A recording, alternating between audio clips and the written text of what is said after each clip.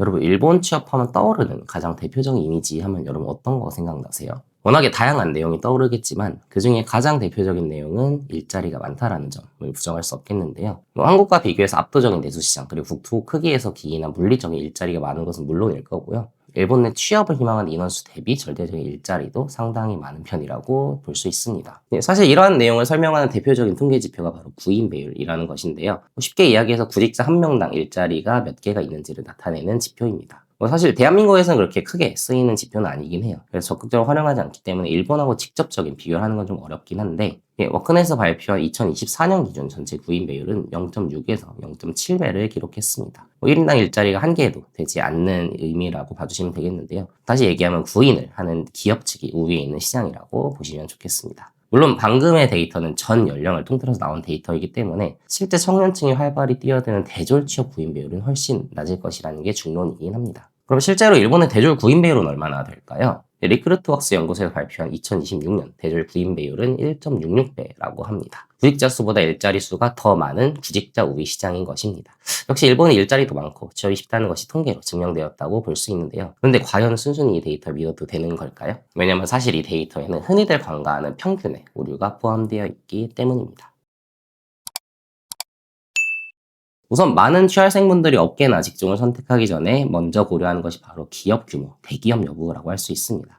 특히나 신조 찬스를 제대로 사용하기 위해서는 역시 대기업을 목표로 하는 것이 코스파도 좋고 타당하다는 점은 부정할 수 없는데요. 근데 모두가 선망하는 5,000명 이상의 대기업의 구인 배율 얼마인지 아시나요, 여러분? 자그마치 0.34배입니다. 순식간에 최소 3대1의 경쟁률을 뚫어내야 되는 상황으로 변해버린 것이죠. 그나마 1,000명에서 5,000명대 대기업이 1.05배, 300명에서 1,000명 사이의 중견기업이 1.43배, 물론 300명 미만의 중소기업은 8.98배로 어마어마하게 널널하긴 합니다. 사실 일 자체는 이제 5,000명 이상을 제외하고 넘기 때문에 조금은 안심이 되실 수도 있겠지만은 현실은 통계대로 움직이진 않습니다. 실질적으로 300명 미만의 중소기업을 제외하고는 절대 안심할 수준이 아니라는 점, 그리고 누구나 가고 싶어하는 초거대 기업은 한국과 마찬가지로 엄청난 경쟁이 기다리고 있다는 점 여러분 잊지 않으셔야 할 것입니다. 이런 양극화는 업계별 구인 비율에서도 크게 나타나는데요. 금융업은 0.21배, 정보통신업은 0.28배, 컨설팅 같은 전문 서비스업은 0.41배인 반면에 제조업은 2.33배, 유통업은 8.77배를 기록했습니다. 사실 숫자는 여러분 잊어버리셔도 됩니다. 근데 여기에서 여러분 꼭 기억하셔야 될 핵심은 일본 취업 시장이 일본어만 되면 두 팔 벌려 환영한다는 곳은 언제나 아니라는 점을 유념해 주시기를 부탁드리겠습니다. 그리고 추가적으로 25졸까지는 채용 인원이 늘어나는 것이 꽤 눈에 보였다면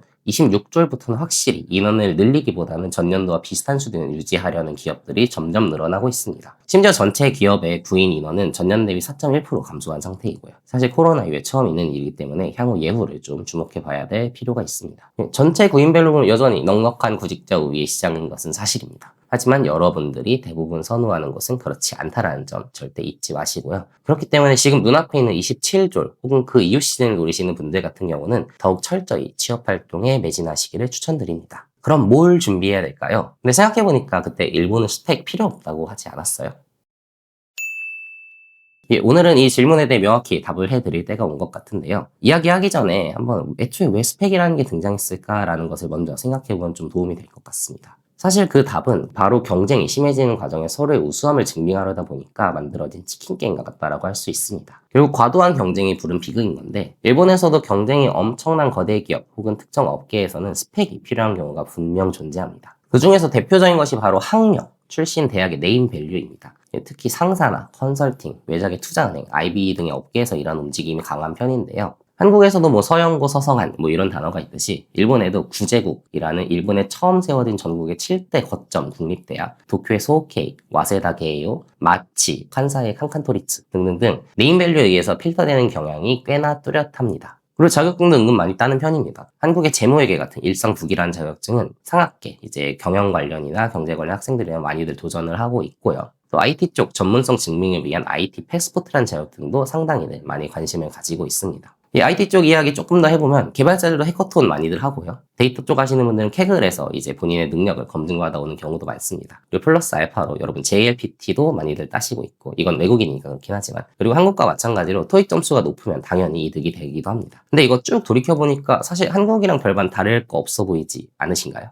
사실 표면적으로는 똑같아 보일 수도 있습니다. 하지만 여기서 결정적인 차이점이 있습니다. 바로 이 모든 것들을 우선하는 것이 포텐셜이라는 점이죠. 무슨 말이냐면 한국에서는 스펙 그 자체가 경쟁력이 되지만 일본에서 스펙은 여러분의 포텐셜을 증명하는 도구에 지나지 않는다는 점입니다. 지금 나오고 있는 A 학생과 B 학생의 사례를 보면은 한국에서는 당연히 A 학생에게 손이 갈 수밖에 없습니다. 하지만 일본 기업 같은 경우는 조금 다른 것을 노릴 수도 있는데요. 만약 B 학생이 이런 식으로 어필을 했다라고 하면 이렇게 명확한 방향성과 이유를 제시할 수 있다라고 하면은 일본 기업은 B 학생에 대해 상당한 매력을 느낄 가능성이 큽니다. 왜냐면 일본 기업이 보는 건 스펙이 얼마나 화려한지가 아니라 이 사람이 왜 그러한 것을 했고 우리 회사와 어떻게 잘 맞는지 이것을 증명해주길 원하기 때문이죠. 물론 이제 와서 바꿀 수 없는 학력을 가지고 필터하는 일부 업계 일부 기업들은 있습니다. 사실 그런 것들은 쉽지 않은데요. 하지만 그런 것들은 전체 5% 아니 3%도 지나지 않을 거예요. 그런 것들을 제외한 많은 일본 기업들은 본인이 어떤 사람이고 어떤 가치관과 강점을 가지고 있고 왜 이 업계와 기업을 선택했으며 어떻게 기여할 수 있는지 명확히 언어화해서 말로 풀어낼 수 있다면 충분히 여러분들도 경쟁력을 가질 수 있습니다. 그리고 이런 방향성이 명확한 분들에게 적절한 스펙까지 더해진다면 정말 어떤 내정처를 가야 되나 고민이 많아지는 행복한 후보자가 될 수도 있습니다. 그렇다면 구체적으로 일본 기업들은 어떤 방식으로 여러분을 평가하는 걸까요? 아니 애초에 포텐셜이라는 게 도대체 뭘 의미하는 거예요?